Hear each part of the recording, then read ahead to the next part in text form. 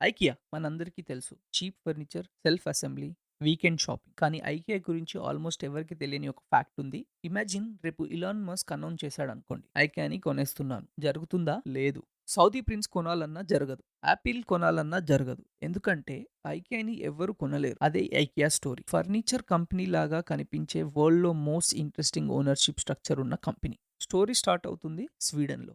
ఇంగ్వర్ క్యాంప్రాడ్ అనే 17 old student చిన్నప్పటి నుంచి బిజినెస్ మీద ఇంట్రెస్ట్. మ్యాచెస్ అమ్మేవాడు, పెన్స్ అమ్మేవాడు, గ్రీటింగ్ కార్డ్స్ అమ్మేవాడు, ఫిష్ కూడా అమ్మేవాడు. ఏదైనా కొంచెం చీప్గా దొరికితే కొంచెం ఎక్కువ రేట్కి అమ్మడం స్టార్ట్ చేశాడు. అదే బిజినెస్. 17 ఏజ్లో ఒక కంపెనీ రిజిస్టర్ చేశాడు. దాని పేరే ఐకియా. పేరు కూడా ర్యాండమ్ కాదు. ఆయన ఫ్యామిలీ ఫామ్ ఎల్మ్రిడ్, విలేజ్ యాంగ్వర్డ్, ఈ 4 ఇనిషియల్స్ కలిపి ఐకియా అయింది. ఫస్ట్‌లో ఫర్నిచర్ కంపెనీ కూడా కాదు. Mail order business. Small products cell చేసేవాడు. తర్వాత కస్టమర్స్ ఫర్నిచర్ ఎక్కువ ఆర్డర్ చేస్తున్నారని అబ్జర్వ్ చేశాడు. స్లోగా కంప్లీట్ ఫోకస్ ఫర్నిచర్ మీదకి మార్చాడు. కానీ ఐకియా సక్సెస్‌కి బిగ్గెస్ట్ రీజన్ ఫర్నిచర్ క్వాలిటీ కాదు, ప్యాకేజింగ్. ఒక ఎంప్లాయీ యాక్సిడెంటల్‌గా టేబుల్ లెగ్స్ రిమూవ్ చేసి ప్యాక్ చేశాడు. అక్కడే ఒక బ్రిలియంట్ ఐడియా పుట్టింది. ఫర్నిచర్ డిస్మాంటిల్ చేసి ఫ్లాట్ బాక్స్‌లో పంపితే ట్రాన్స్‌పోర్టేషన్ కాస్ట్ చాలా తగ్గుతుంది. వేర్‌హౌస్ స్పేస్ సేవ్ అవుతుంది. కస్టమర్‌కి ప్రైస్ కూడా తక్కువ పడదు. ఇప్పుడు ఐకియాలో మనం కొన్న ప్రతి టేబుల్, చైర్, బెడ్ పీసెస్‌గా వస్తాయి. రీజన్ స్టైల్ కాదు, కాస్ట్. కానీ ఐకియా స్టోరీలో బిగ్గెస్ట్ జీనియస్ ఫర్నిచర్ కాదు, ఓనర్‌షిప్. నార్మల్‌గా కంపెనీ అంటే షేర్ హోల్డర్స్ ఉంటారు, ఫౌండర్ ఉంటాడు, బోర్డ్ ఉంటుంది. ఎవరో ఒక రోజు కంపెనీని కొనేస్తారు. ఐకియాలో ఆ రూల్ వర్క్ అవ్వదు. ఎందుకంటే ఐకియా స్టోర్స్‌ని ఓన్ చేసుకుంటుంది ఒక డచ్ ఫౌండేషన్. ఫౌండేషన్ అంటే షేర్ హోల్డర్స్ ఉండరు, కంపెనీని ఆక్షన్‌లో పెట్టలేరు, హాస్టైల్ టేక్ ఓవర్ చేయలేరు. సింపుల్‌గా చెప్పాలంటే కంపెనీ సేల్‌కి అవైలబులే కాదు. కానీ స్టోరీ ఇక్కడే కంప్లీట్ కాలేదు. మీరు ఐకియా షోరూమ్ చూస్తారు. కానీ ఐకియా యాక్చువల్ 2 కంపెనీస్ లాగా ఉంటుంది. ఒక సైడ్ స్టోర్స్ రన్ చేస్తుంది. ఇంకో సైడ్ ఐకియా బ్రాండ్‌ని ఓన్ చేస్తుంది. స్టోర్‌లో సోఫా అమ్మినా, టేబుల్ అమ్మినా, కిచెన్ అమ్మినా, స్టోర్ కంపెనీ బ్రాండ్ ఓనర్ కంపెనీకి ఫ్రాంచైజ్ ఫీ పే చేస్తుంది. ప్రతి స్టోర్ సేల్స్‌లో అరౌండ్ 3% ఫ్రీ వెళ్ళిపోతుంది. క్వెషన్ ఏంటి? 2 ఐకియా కంపెనీస్ ఎందుకు? Answer control, talks efficiency, long term ownership. అదే స్ట్రక్చర్‌ని డికేడ్స్ పాటు బిల్డ్ చేశారు. ఇంకో ఇంట్రెస్టింగ్ పార్ట్, చాలా ఇయర్స్ వరకు పబ్లిక్‌కి ఐకియా ఓనర్‌షిప్ కంప్లీట్‌గా తెలియదు. ఫౌండర్ పబ్లిక్ ఇంటర్వ్యూస్‌లో తను కంపెనీని డైరెక్ట్‌గా కంట్రోల్ చేయట్లేదు అని చెప్పేవాడు.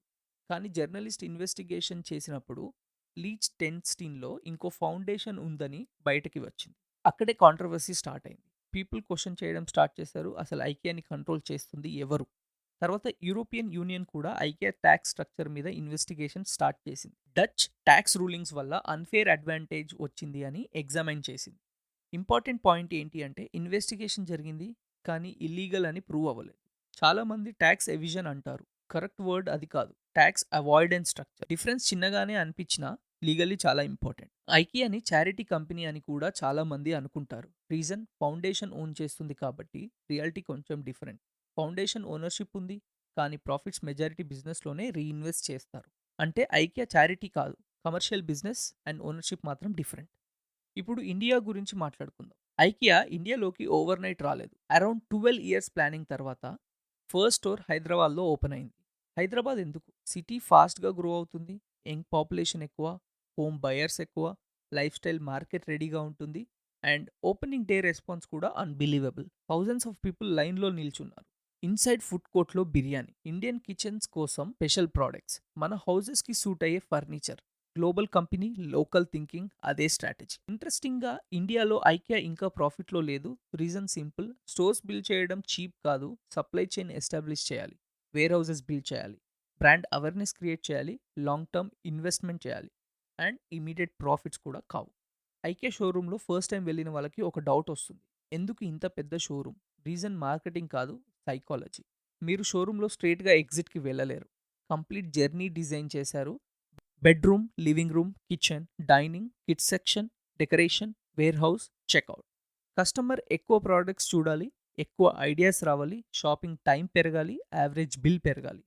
ప్రతి కార్నర్ డెలిబరేట్గా డిజైన్ చేశారు. ఫర్నిచర్ అసెంబుల్ చేయడం కస్టమర్ పనెందుకు? కంపెనీ అసెంబుల్ చేసి ఇవ్వచ్చు కదా. Again cost, transportation, storage and labour అన్నిటినీ రెడ్యూస్ చేయడానికి కస్టమర్నే లాస్ట్ అసెంబుల్ పార్ట్నర్గా మార్చింది. కస్టమర్ కొంచెం వర్క్ చేస్తాడు, రిటర్న్లో లోయర్ ప్రైస్ పొందుతాడు. ఐకియా లేబర్ సేవ్ చేస్తుంది. So win win situation.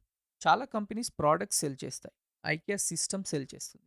Flat packs, self assembly, massive warehouses, special ownership, long term control అన్నీ ఒకటే బిజినెస్ ఫిలాసఫీ మీద బిల్డ్ అయ్యాయి.